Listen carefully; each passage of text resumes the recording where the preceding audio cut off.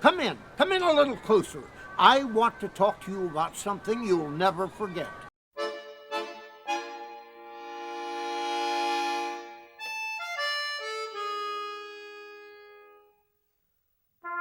You can describe Ward a number of different ways.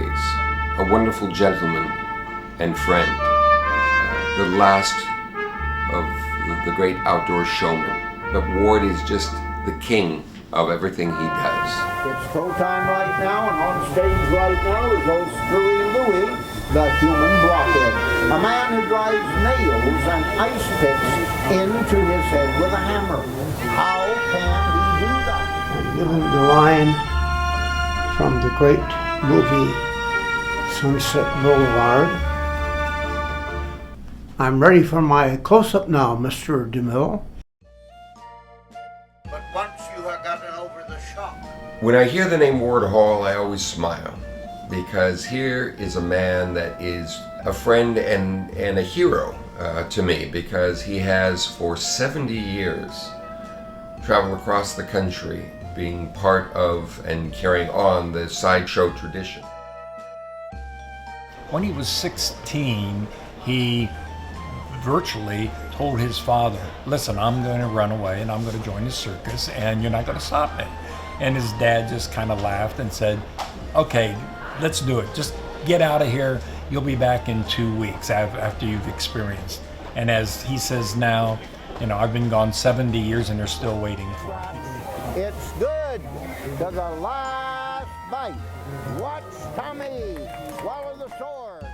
But when I was 4 years old, it was at the height of the Depression, and it was difficult to heat that old house. And I was given a blanket by my mother. And I took 2 kitchen chairs and I put them back to back like this. And I threw the blanket over the chairs. And I was underneath. My mother was curious and she said, Ward, what are you doing underneath that blanket? I said, oh, I'm playing in my circus tent. Now, I had never seen a circus at that time. I think that I must have been preordained to have been in the business. You see this guy sitting here in the front seat? You know who that is? Not the driver, the other guy over here. His name is Homer. Hey, Homer, wake up. What for? Because I want you to talk to this lady. What the hell do I want to talk to her for? I want you, can you get up here and we can see you? No, I'm sleeping. And that's how you do the ventriloquist test. Ward Hall is to the sideshow as oxygen is to all of us. And the world that he entered when he joined up with the Daly Brothers Circus was one that was filled with just glorious character and a whole new world. And he took to it immediately, and the world took to him and invited him in to the sideshow. On the second day, I decided, you know, I've told these people I can eat fire, I better see what I can do about learning to do it. So I went over to the truck department and got a can full of high-test gasoline, which is not what you use to eat fire, and took it back to the sideshow building. And I'm over in the corner, nobody is bothering me. So I had made some torches and I soaked them with the gas, and I think I probably even put a little of the gas in my mouth and lit it up, and I don't know what I expected I was going to do, but what I did was to burn the hell out of my face. Not only did I burn myself, but in the excitement of doing so, I kicked over the can of gas and set the building on fire. In the old days, sideshows would travel around with circuses or with carnivals, and they'd come to rural communities. It would be the highlight of the year because people had very hard lives. They would get up early in the morning, they'd work until sundown, and then come and eat dinner and then go to bed. And then one day a year, the carnival would come to their community. And it was the day they would get all dressed up, and they'd climb into the buckboard and go to the fair. And the sideshow was one of the highlights because they would see strange, unusual people doing remarkable things. There are thin ones, there are fat ones, they're all side. Zip and Pip the Pin-Headed People. A sample of the marvelous freaks you'll see for the price of a small thin dime.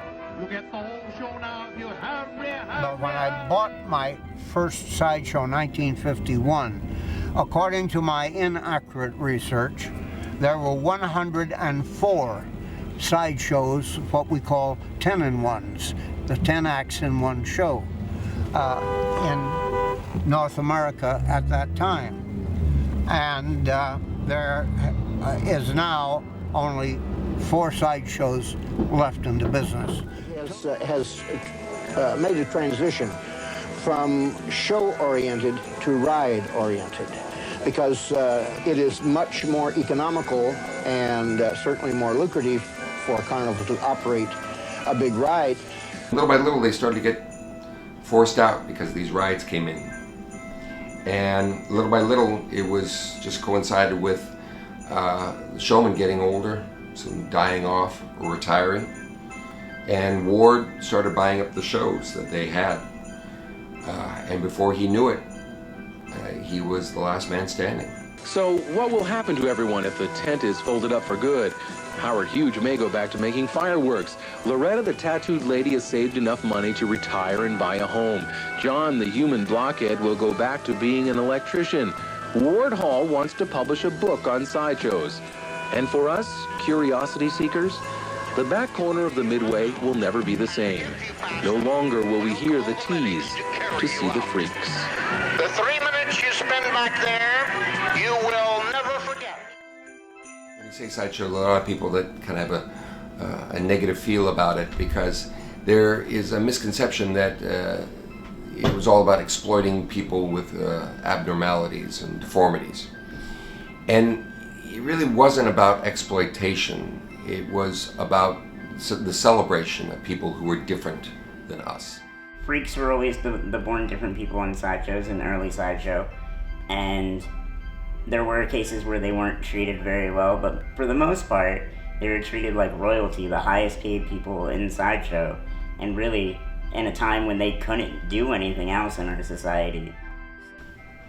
The sideshow people are very extraordinary people. They're not the people you're going to see every day on the street. The sideshow attractions are the giants, the midgets, the fat man, the fat lady. These people absolutely fascinate me. You would feel sorry for them, perhaps. They never felt sorry for themselves. You might have considered they were handicapped. I would consider it so. But they overcame those handicaps. They were such a pleasure to be around. I was being interviewed by Meredith Vieira, and she asked me that question. How do you feel about exploiting these handicapped people? I said, I feel just fine about it. Because first of all, they don't consider themselves handicapped. They consider themselves as having overcome their handicap, and I pay them very well. But let me ask you, how do you feel about exploiting these handicapped people? You aren't going to give them a damn penny, and yet you are going to show them for free to millions of people on your television. And right then the camera went off.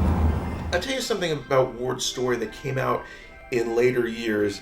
He and his longtime professional partner, Chris Christ, were also personal partners. Ward is a guy who came to Sideshow in the 1940s, and at that time, what was it like to be a homosexual in the United States? You kind of felt like a freak. Being a gay man in that time, I think, gave him a tremendous amount of empathy.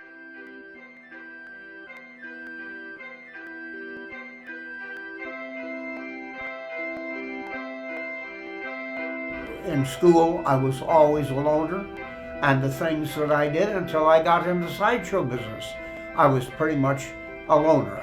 When I was 10 years old, and I would go see a movie, and it was a beautiful musical with a big production number and a lot of chorus girls, and I would go back home and I would take out my box of marbles, and I would throw them on the table or on the floor, and I would choreograph the numbers that I saw in that movie. I'll take the stairway to paradise.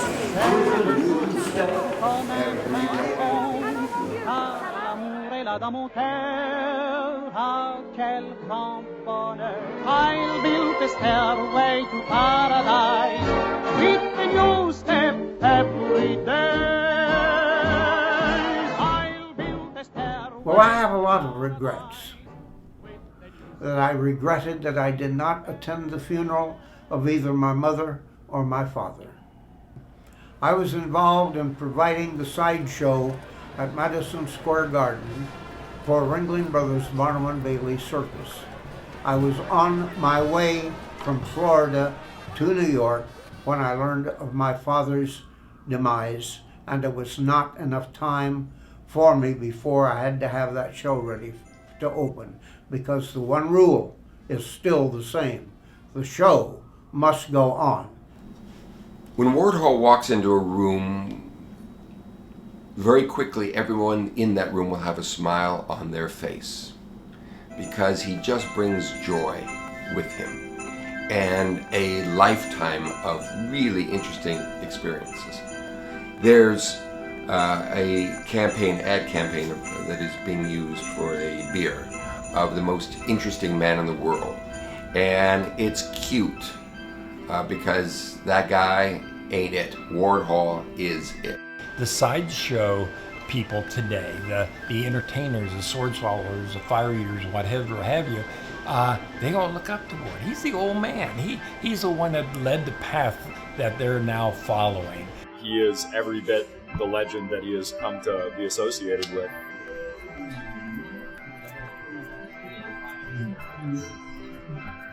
So, this wall, we renovated, we rebuilt, and we created this and named it the Ward Hall Wall. So we have a little piece of the great sideshow impresario just outside of our sideshow, watching over us, making us just a little more awesome.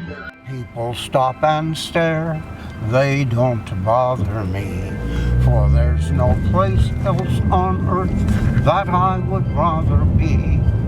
Let the time go by, I don't care if I can be here on the street where you live. He made a choice and he full on went with it, and that choice has created an entire universe of performers and people and opportunities and a culture, really. So he's kind of a legend. There are very, very few direct links to the past in the way that he is. So I think he's captured a lot of people's imagination. Thanks for bringing freaks back and making it okay to be in the performance again and be in the spotlight again. He can pervade amazement to countless numbers of people, generations of Americans. Ward Hall is not part of the American Sideshow. He is the American Sideshow. I hope the people remember me as being worthwhile spending $100 to go see me on stage, and to remember me favorably. I want to be loved by you, Allah, boop, boop, be-doop.